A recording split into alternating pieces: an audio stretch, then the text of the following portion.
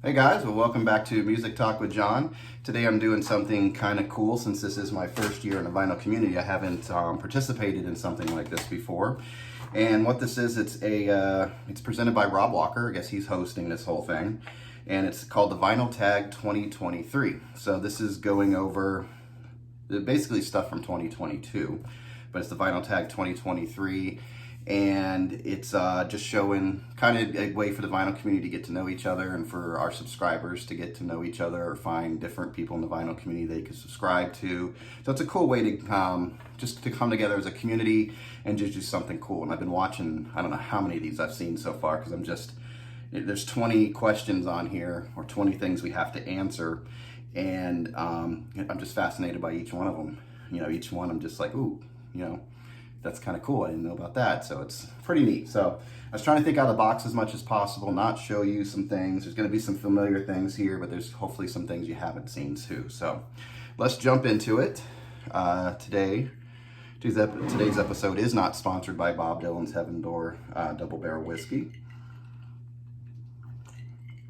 but it is helping in spirit. So we're going to jump into this. So number one is favorite new release of 2022. And I didn't buy a lot of new music. I went through and looked, and I didn't really buy a lot of new music, but this was released in 2022.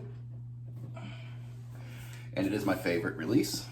And it's the Tom Petty and the Heartbreakers live at the Fillmore 1997. This thing's just killer. 6 albums. I have a video on it if you haven't seen it. And just great. A lot of cool cover songs on there, new versions of classic songs. So it's just fun all around. So that is my favorite new release of 2022. Number 2, last band or solo artist you saw live. This I had to really think about. I really haven't gone to a lot of concerts for a while because I just got turned off by high ticket prices and nosebleed seats and you're not an experience if you're so far back and you're spending this money. So I got turned off by it. But we did win tickets. My wife and I won tickets to a concert through the March of Dimes. We do fundraising for them. And they had an auction and we won the auction. And what we won were tickets to go see Bruce Hornsby and the Noisemakers live, and it came with this cool signed album. And I was just looking at it. It looks like he possibly signed it and then it was sealed. So I'm going to look at this a little bit closer. So it's pretty neat because it's still in the shrink. But the one surprise about the concert was Bruce did not have a band, and it was just him on a piano. So it's like almost like he's like in town and going, "Hey guys, I'm here. Is the hall open?" Sure. And people came, and it was cool. He covered some songs that he was involved in like the late 80s, early 90s with "I Can't Make You Love Me" by Bonnie Raitt and "The End of the Innocents" by what's his name? The Eagle, Don Henley, that guy. So that was the last concert that I saw, and it was a nice one. It was an intimate thing, just him on a piano, and he did some classical pieces to show off his skills a bit, but it was a cool concert. I didn't know what to do with it at first. I was expecting a band, and I was like, oh, it's just him. So pretty neat. Then, let's see, number 3. Their first album was their best. I say this all the time.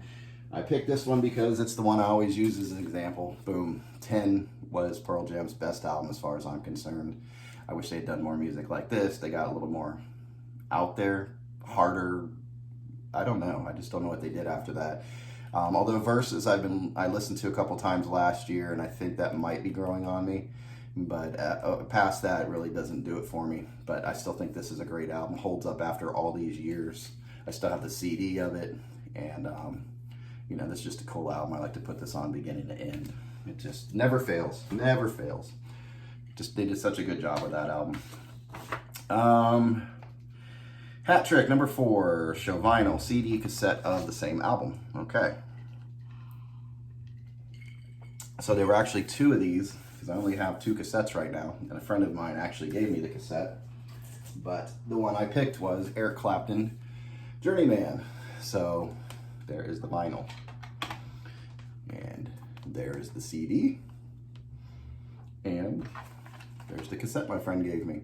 So there he is, Eric Clapton, Journeyman. Great album. Love this album. It's just 1989, I think. It feels like a 90s album to me, but it came out in 89. And it was kind of he had a little bit of an 80s sound, but not crazy 80s. but this kind of brought him back around, I think. Still had some keyboards and stuff in there, but he was coming out of the 80s with this album right here. So there's my hat trick. Vinyl, CD, cassette. All right, then we have, let's see, number 5, album that starts and ends with the same letter. This is cool because it lets me throw some jazz at you. Right there, Sonny Rollins, Saxophone Colossus, S and S. There you go. Cool jazz album.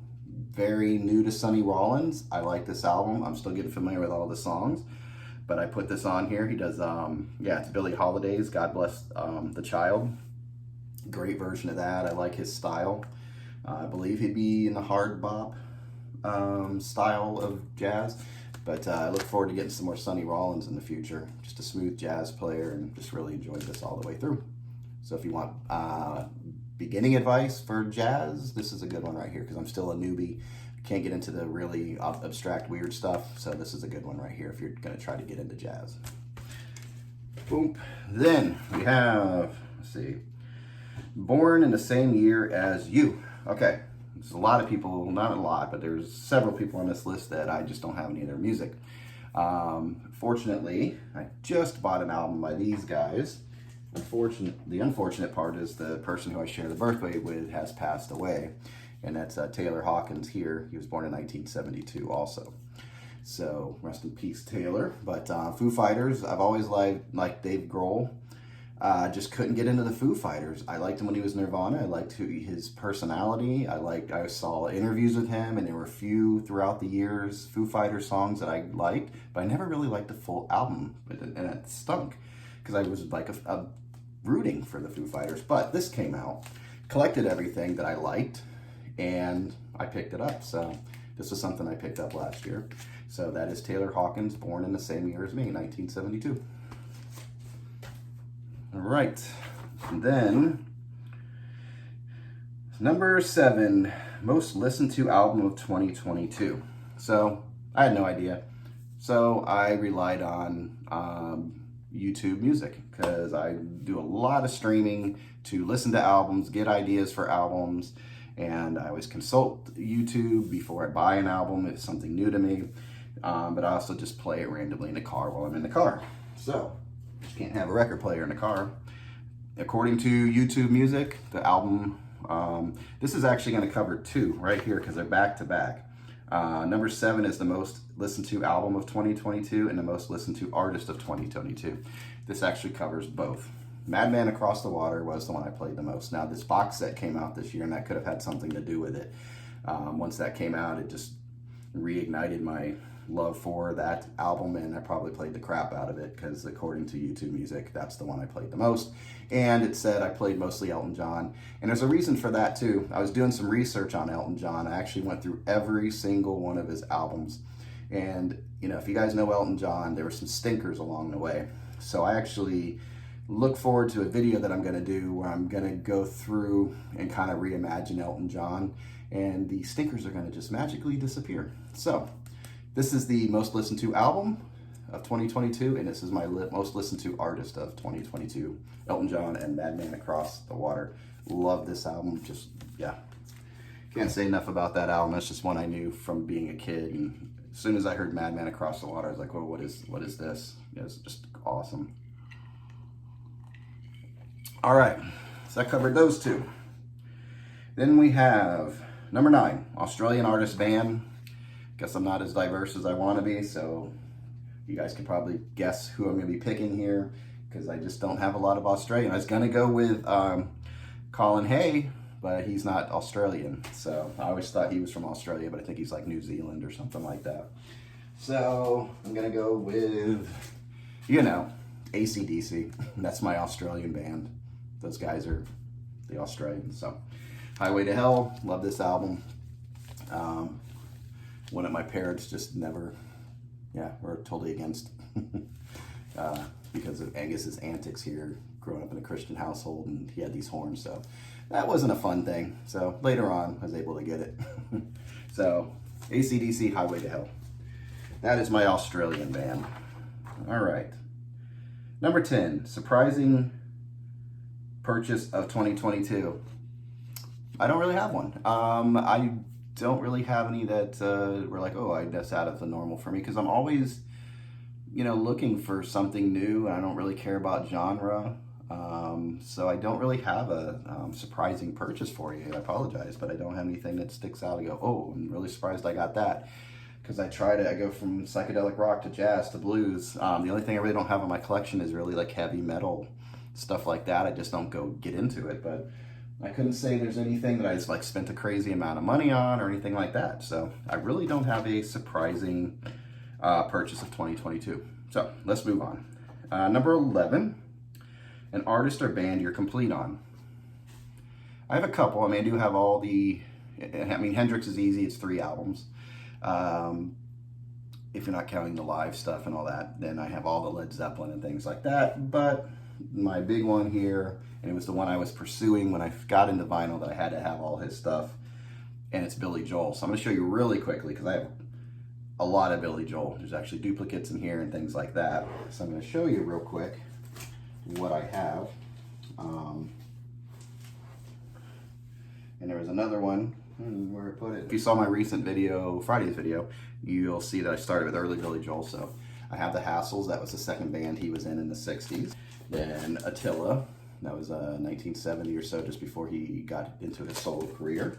Cold Spring Harbor, the one that they recorded really, unfortunately, at a faster speed, so he kind of sounded like a chipmunk in the beginning. But it has She's Got Away, and a lot of songs that still hold up. Everybody Loves You Now was on there. Piano Man, everybody knows that. Captain Jack, Piano Man, Ballad of Billy the Kid, all those songs. Then Walmart put out this 50th anniversary of it and put it on this cool vinyl, so I have that also.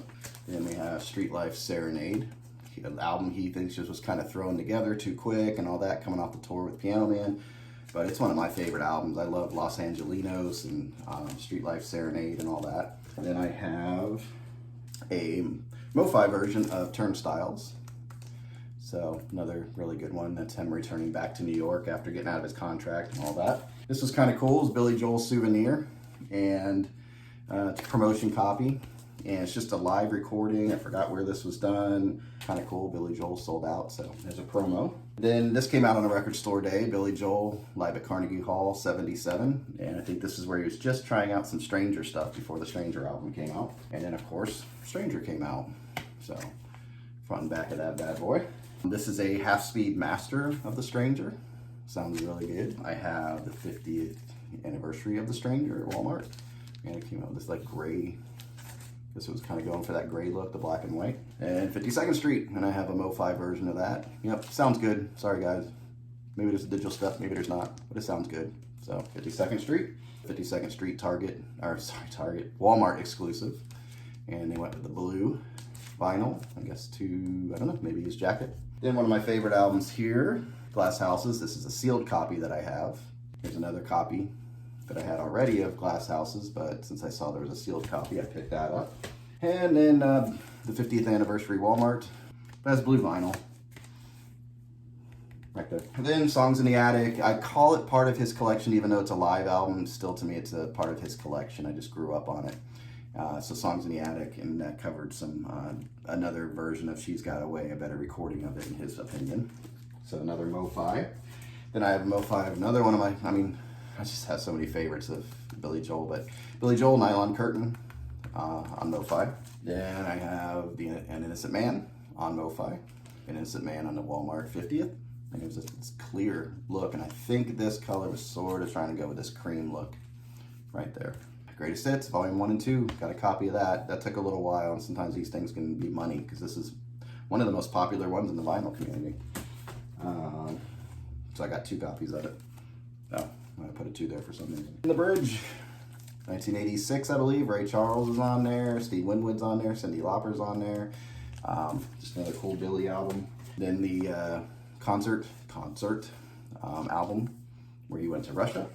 Stormfront, have that. And yeah, this is, it might be original. It says features, so it doesn't say the hits, so this could be an original. I have to check that out. But Billy, Stormfront, Shameless, all those songs. We Didn't Start the Fire, mixed opinions on that. Then I have the Walmart Stormfront with the red vinyl that matches the flag. And then this one came out last year. Love this one, live at Yankee Stadium. Right there. If you haven't seen my video on that, check it out. And then his last album that he put out, River of Dreams. Right there. Now you're probably asking, didn't he do a classical album? Yeah, he did. And I have it on CD. So, how can I say he's complete? Because I don't really consider this a Billy Joel album. This is a side project. He didn't even play the piano on it. He composed it. So to me, it's sort of this side project that he did. So I really don't, when you're looking at essential Billy Joel collection, I don't count that one. So that's why. And I'm going to stick with that. So anyway, that's the Billy Joel complete. So, number 12, a great run of 3 albums. This one was easy for me to pick. Jimi Hendrix, Are You Experienced? Jimi Hendrix, Axis Bold as Love, and Jimi Hendrix, Electric Ladyland. Can't beat that, right? Can't beat the Hendrix, sorry. So, great run of 3 albums. I was going to look at Elton John too, with Elton John, Tumbleweed Connection, and Madman Across the Water. I felt those were 3 really good albums, and I know there's a ton of them out there. Led Zeppelin, I mean, you can put 3 in order in any various range for Led Zeppelin, so that's the one I picked, was the Jimi Hendrix. Then we have 13, 80s soundtrack. This one I picked up last year. And it was from the movie Crossroads, where you have Ralph Macchio, and I forget this gentleman's name, but his name was Willie Brown. He was playing like the Robert Johnson character, sort of, the Willie Brown guy.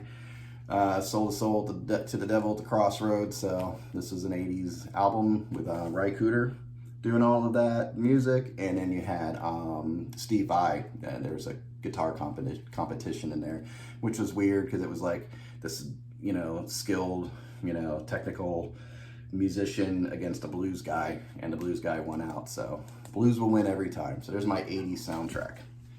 Boop. Let's see, 14, someone we lost this year. I did a video on her, and I still want to pay tribute to her again. She's here, Christine McVie, right here. And she does Songbird on here, You Make Lovin' Fun, a lot of really good songs on here. Just a talent, and I wish I had known more about her solo stuff, so I'm going to definitely be checking her out more this year. But she's the artist we lost this year, and she was obviously on Fleetwood Mac Rumors. All right, what do we have? Disappointing purchase in 22, so I'm going to brag. This is where I brag. Because you could say a disappointing purchase is something you bought and you didn't want. Okay. But there's a fine line for that, for me. Because there's sometimes I'll just grab an album, kind of take a chance on it, and I might not like it and it'll go. I don't think that's disappointing. That's more like I'm going to give it a try. So if I was really disappointed in something, I really couldn't come up with one. Didn't have any disappointing purchases this year. I'm pretty sure I kept everything I bought, and my expectations were met in those cases. So the only one, maybe we could do this, is, where are they? I'll pull it up. This could be a slightly disappointing purchase, and I'll tell you why. So maybe this one is. I did pick this up last year. It's now I've been looking for it. It definitely isn't an original. They reissued these, and so I guess it is disappointing. First of all, because the covers were like beat up. It's a very thin cover. They didn't do a very good job of that, and there was a lot of noise on the actual album. So this one I've got cleaned up where it's just a little bit of noise, but you can still hear little pops and static. It is static, but I'm trying to get it cleaned up. So hopefully maybe eventually the pops will go away, but there's some clicks in there too. Like there's something in there on this Maggot Brain. And you don't want to hear it on that first song, Maggot Brain, because it gets real quiet and you're focused on it. And you don't want to, be distracted from it. And those pops do distract you a little bit. But when it gets into the main core of the album and all the singers are going, everything's going, you don't really notice it. So this would be the closest thing, I guess, to a disappointing album, and I'm still looking forward to getting a better, hopefully somebody good gets a hold of this and does a good job with it. It's a great album, so I'd like to see some justice done for this album. I don't think they did a good job with these reissues, so there you go. Maggot Brain. Disappointing purchase. But you can see it's still there. All right. Okay. 16. A non-vinyl purchase that I made last year. This was cool. I picked up this Miles Davis, Sketches of Spain, on CD. I picked it up at a thrift store. It was sitting there. I've probably seen tons of Miles and never even considered it before until I got into jazz, probably pretty strong this past year. And I saw this, I was like, ooh, I don't have that. And it was in good shape. They did a pretty good job keeping it in good shape. So actually haven't even listened to it yet, but this is only a couple weeks ago. So there's my non-vinyl purchase. Miles Davis. All right. You found a grail. No, I didn't find any grails. I don't really have any grails. I guess my Billy Joel's, but I don't really have that. Ooh, I gotta have that album. I think I've covered a lot of what I wanted to when I first started collecting vinyl, and I got what I wanted. So there's albums I really look forward to getting if I can find it. And that's the one that I'm looking for is actually this soundtrack. It was an Eric Clapton soundtrack. This is an 80s soundtrack too. But Homeboy, he did all the music on it. He does 3 different versions of Dixie. I just love the theme song. If you can pull up, I don't think it's Traveling East. It's like the Homeboy main theme, but he does like several different versions of it on here. So this was good. It was a Mickey Rourke movie. There's Clapton with Mickey Rourke. So yeah, didn't find a grail this year, but I'm kind of keeping an eye out for this one. I'm sure there's a couple more, but this one I've had forever. I special ordered this on CD. It was like barely got it on CD because it wasn't a popular movie, and this came out in 88, 89. So that one. Space themed album, sleeve or song. Okay, I went with the sleeve. I didn't really pay attention to the song part. Sorry, I was looking for her album. I saw space themed and I ran. Tom Petty, Highway Companion. Honestly, this is one I'm still getting used to. I had a hard time kind of getting into the later Petty. Still bought it because it's Tom Petty, but I'm still trying to get used to this album. But it definitely has a space theme with a rocket ship, and who knows, they could be on a different planet. But it looks like a astronaut with a monkey. So, not sure what the theme is on that, but to me that is space themed. So, there you go. All right. Now we have last two. 19, show some VCLT or present. Didn't get any VCLT. I'm very new in the community. But I did get a present from my nephew recently. I mean, literally like a week or two ago. And he's from New York. So he got me this, the Village, was it Village Revival? Village Revival Records, 197 Bleecker Street, New York. And I wonder if I've been here. I'm gonna have to ask him, but there was a record store years ago that I went into. Is near the New York University dorms, like the housing, and like a block back behind there was this record store. You went up this narrow little stairs and went into the record store, and it was very small. But I wasn't even into vinyl at that time. But so this would be my VCLT gift from my nephew, music related. It's records. And number 20, show an album released in 1973. And this is one that I need to listen to because I haven't listened to it in a while, but I picked it up when I was grabbing vinyl very early. This album kept popping up. I listened to it and I was like, wow, this is a good album. But it's Graham Nash, Wild Tales. This came out in 1973. Here's Graham all, I don't know what's up. He looks kind of out of it right there. And he's looking at a book with a tree, so. Cool picture here. Is that Joni Mitchell? I want to say maybe Joni Mitchell painted that. I thought it said something about it. But anyway, 1973, Graham Nash, Wild Tales. This is one I really like by him. Had some really cool songs on here. I have another solo one by him, but I can't remember if... Didn't have Marrakesh Express on this one, I don't think. But anyway, it's a good album, really good. Some acoustic stuff in there, but Graham's on his game right here. So I really enjoyed that.